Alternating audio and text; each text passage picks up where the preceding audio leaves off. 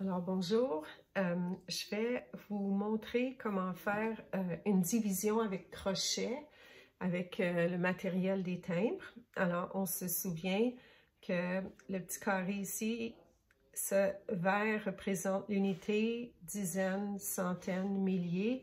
Vous allez remarquer que l'unité simple et l'unité de 1000 sont de la même couleur, puis c'est toujours comme ça. Tout ce qui est comme les unités, dizaines et centaines de milliers vont porter les mêmes couleurs que les unités simples, puis même les unités, dizaines et centaines de millions vont porter les mêmes couleurs. Alors, je vais juste vous montrer ici, si on regarde le damier, le boulier qui est ici, on voit ici unité simple vert, dizaines simples bleu, centaines simples rouge, unité de 1000 vert encore, dizaines de 1000 bleu, centaines de 1000 rouge, puis unité de millions encore vert. Si vous allez regarder le matériel pour le damier, vous allez voir que toutes les mêmes couleurs reviennent encore. Alors, en ayant comme un code de couleurs, ça peut aider à se souvenir pour les élèves. Puis, il y a aussi d'autres codes de couleurs pour 1, 2, 3 jusqu'à 9 qui sont aussi utilisés. Alors, c'est pas toujours le même code de couleur, mais pour ici, les unités dizaines, centaines, ce code reste tout le temps. Vous allez aussi remarquer qu'on a des petits pions pour la division. Je vais m'en servir maintenant pour diviser par 2, puis je vais aussi vous montrer comment diviser par comme 12 pour que vous puissiez comprendre comment on peut travailler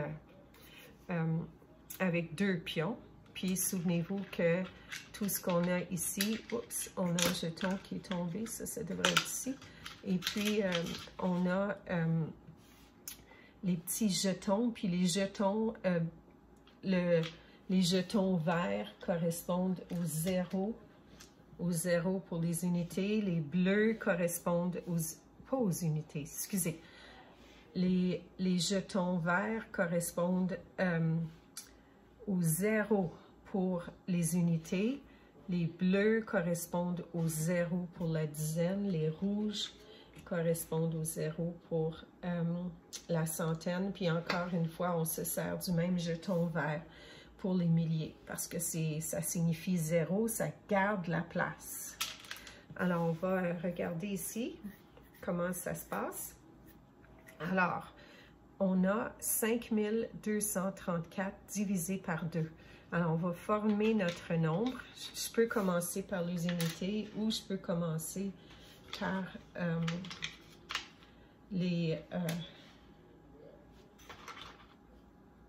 je peux commencer par les unités ou je peux commencer par les milliers, mais j'ai décidé aujourd'hui de commencer avec les milliers, mais c'est correct si on commence de l'autre façon.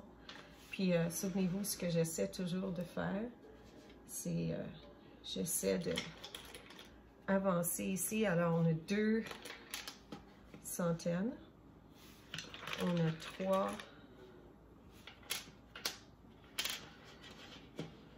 dizaines, et puis on a 4. On essaie de les garder le plus en ligne possible, et 4 unités.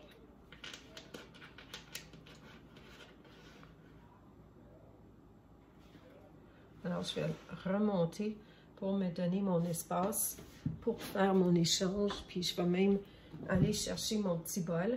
Si jamais j'ai besoin de faire des échanges, ça va mieux avec le petit bol que de toutes les placer. Alors, ce que je veux faire maintenant, c'est diviser par 2. Puis, j'ai laissé un espace ici. C'est voulu. C'est parce que ce que je veux faire, c'est, je veux faire tout l'algorithme, puis ça va devenir plus difficile de voir l'algorithme si je laisse pas un peu d'espace pour bien voir comment les choses descendent, parce que moi, je vais mettre le nombre au complet quand je vais descendre plutôt que de juste descendre le 5. c'est plus facile de comprendre ce qui se passe de cette façon-là. Alors, j'ai 5234 et je vais le diviser par 2. Ici, on a 2 petits pions. Alors, ça représente 1, 2, divisé par 2. Alors, ce qu'on va faire d'abord, c'est qu'on va diviser, commencer à diviser les plus grands. On aurait pu le faire avec les plus petits, mais les échanges deviennent un peu compliqués, puis il faut qu'on change un peu ce qu'on écrit ici. Alors, on va commencer par les plus grands, c'est mieux. Alors, on a 5000, puis je veux le diviser par 2. Alors, ce qu'on fait, c'est qu'on partage 1 pour lui, 1 pour lui, 1 pour lui et 1 pour lui. Alors, qu'est-ce que j'ai fait?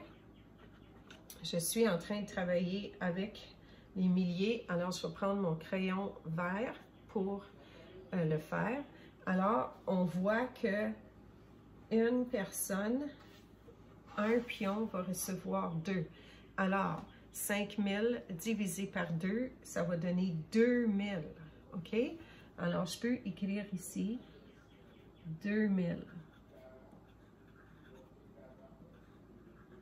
Puis, qu'est-ce que j'ai fait? Juste pour voir, pour vérifier qu'est-ce qu'on a fait.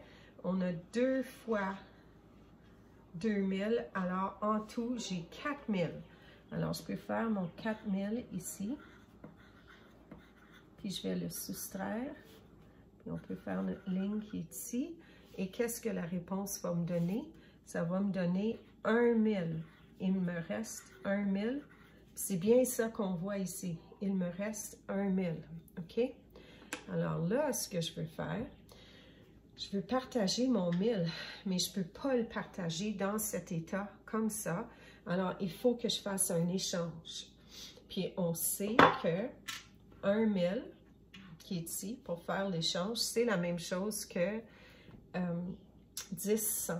Alors, on va y aller, puis on essaie de faire la règle qu'on compte 2 fois pour être sûr. 1, 2, 3, 4, 5, 6, 7, 8, 9, 10. Alors, on y va. 1, 2, 3, 4, 5, 6, 7, 8, 9, 10.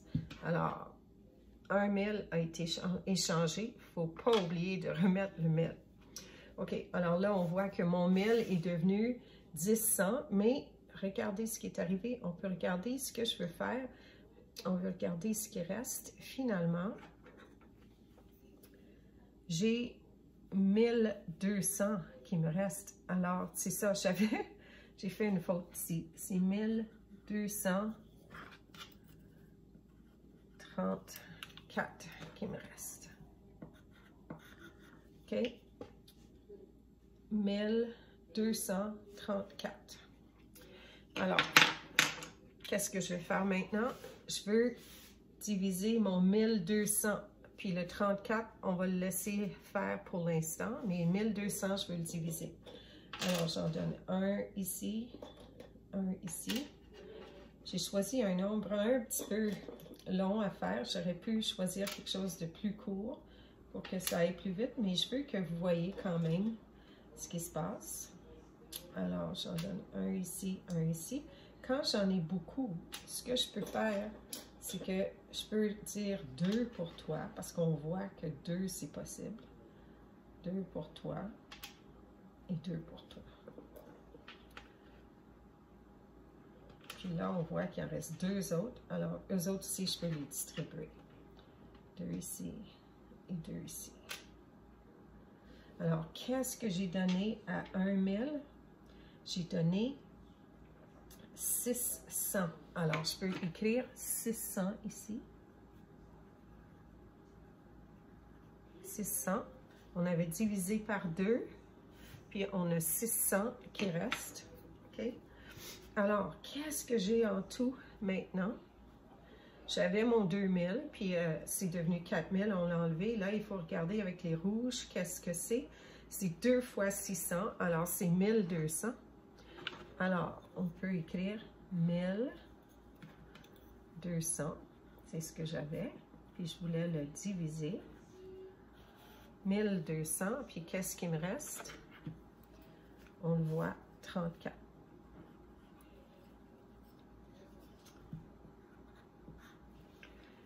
OK. Alors, là, ce que je vais faire, c'est que je vais diviser mon 30. Le 30 qui est ici, puis voir qu'est-ce que ça va donner. Alors, je vais partager, j'en donne un ici et un ici. OK? Alors, il me reste un 10, mais j'ai réussi à partager un des 10. Je vais prendre mon crayon bleu pour écrire ce qui se passe. Alors, qu'est-ce qui arrive? Je donne un 10 à un demi-pion parce que la réponse, c'est toujours ce qu'on donne à 1.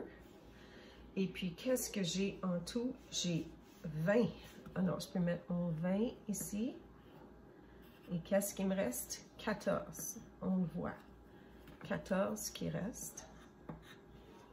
Vous voyez, j'ai fait une séparation ici juste pour qu'on voit clairement ce qui se passe.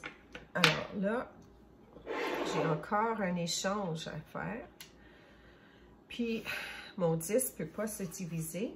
Alors, je dois l'échanger contre 10 unités. Alors, 1, 2, 3, 4, 5, 6, 7, 8, 9, 10. Pour être certain que je ne me suis pas trompée. 1, 2, 3, 4, 5, 6, 7, 8, 9, 10. Alors, mon 10 ici, je l'ai échangé contre ce que j'ai dans le pot. Alors, je peux remettre mon 10 parce que j'ai la même chose. J'ai 14 ici. Alors, qu'est-ce que je vais faire? Je vais essayer de diviser 14 par 2. Alors, je vais partager. Je peux en donner 2 ici, 2 ici. Puis, qu'est-ce que je peux faire? Peut-être je pourrais même en donner 3. C'est juste important de s'assurer qu'on est juste et que tout le monde a la même chose. Okay.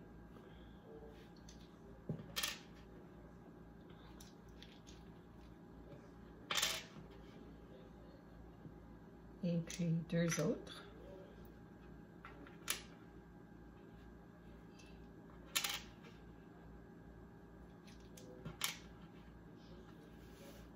Et un autre. Alors, qu'est-ce qu'on a à la fin?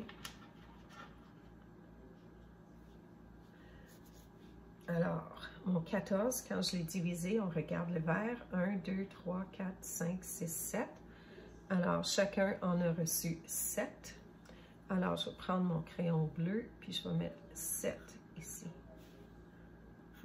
Il va falloir que je fasse ma somme après. Alors, quand j'en ai 2, juste pour vérifier, 2 fois 7, c'est 14. Alors, on va écrire 14 ici.